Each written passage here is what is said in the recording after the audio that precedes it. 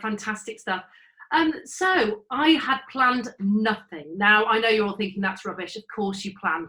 But Vikki said to us, don't plan. So I thought, you know what, I'm going to just sit in here and like soak it up.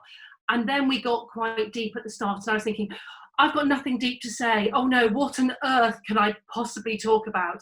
And then we shifted to talk about fight, flight, fear. It shifted to Shadi talking about fear. And it made me think, you know what, that's something that I really want to talk about as well, but not just about fear. I was initially going to talk about laughter. Now, I have got the world's worst laugh. Now, Shadi will back me up. I am a foghorn on helium. You can hear me from eons away. And when I laugh, it's infectious. But what's fantastic about laughter is it binds people. It brings people together and it creates this happiness and this intimacy. Physical changes actually take place in our body when we're laughing. And it actually protects our bodies. It strengthens our immune system. It releases endorphins. What is there not to love about laughter? But one of the things I genuinely love about it is that humour can shift perception. I say that because actually, if you can use humour when you're feeling fearful, it turns it on its head. And it's fascinating. So when I left the Air Force, I hadn't quite had enough of flying. So I joined the Volunteer Reserve and I flew cadets for about 8 years. I gave it up finally last Christmas. And when you fly cadets, you can see as they walk out to the aircraft, they are often gripped with fear. They are about to get into an aeroplane for the first time. They look, there's a woman. Oh, there's the male and female. They've been expecting a man. But no, there's a woman there. Okay, they sit in next to me. It's fantastic. And I say, hi, have you ever flown before? No. They're gripped by fear. And I think, okay, so I've got to use humour to break them down. And I do. I start to tell the odd joke, not really crass jokes, but, you know, putting them at ease. And it's phenomenal. You see them relaxing. They feel they're getting into a safe place. The story I'm going to share with you was about a girl. It was my last flight of the day and I was quite tired. She walked out to the aircraft and she looked fearful. She looked petrified. I'll be honest, she had so much eye makeup on, it was slightly distracting, and I was concerned that under G-force, the weight of the mascara might prevent her from opening her eyes. But we taxied out, we got airborne, and we started to fly up, down, left and right. She started to relax. She was really good. She was potentially the best pilot I'd ever flown with. I said, let's do some turns, initially at a 30-degree angle of bank.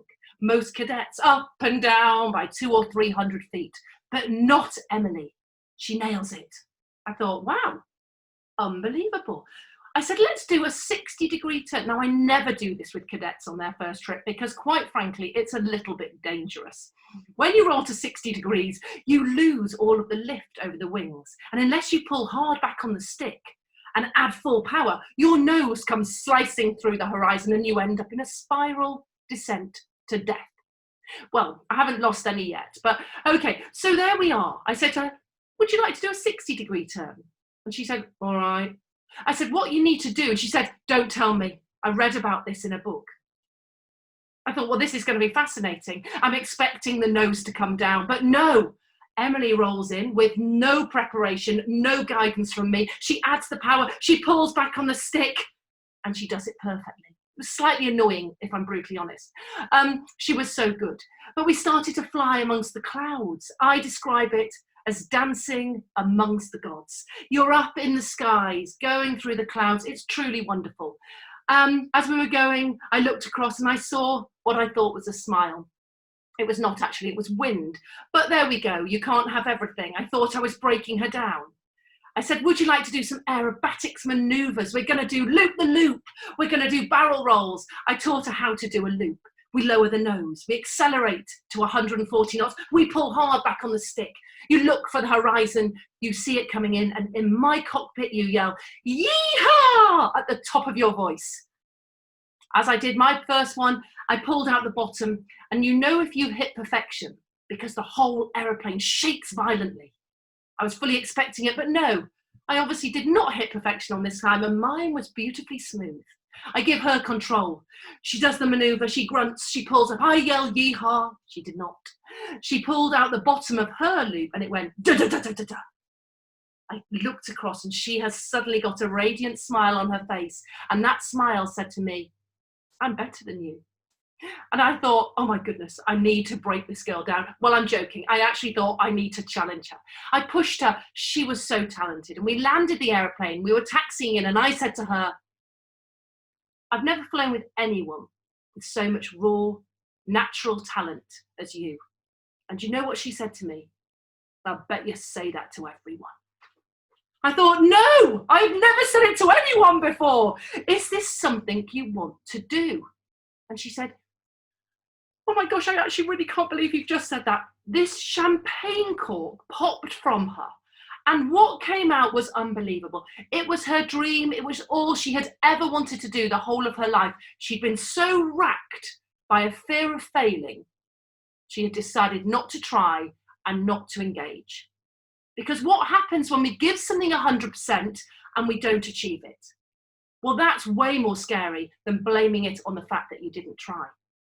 And I said, Emily, you cannot live your life like this. I said, how are you doing at school? She went, that I hate it. I said, that enables this, and you're brilliant. Now, I saw her a year later.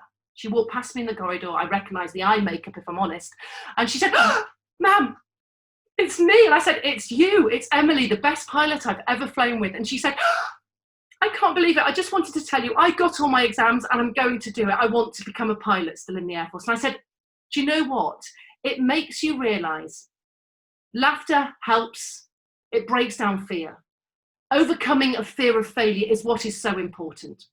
And actually for Emily, that couldn't have been more relevant that day because actually she felt empowered. But I tell you what, more than anything, the art of giving someone that inspiration, sharing a love of something that you have got and passing that love on, as I know Shadi does.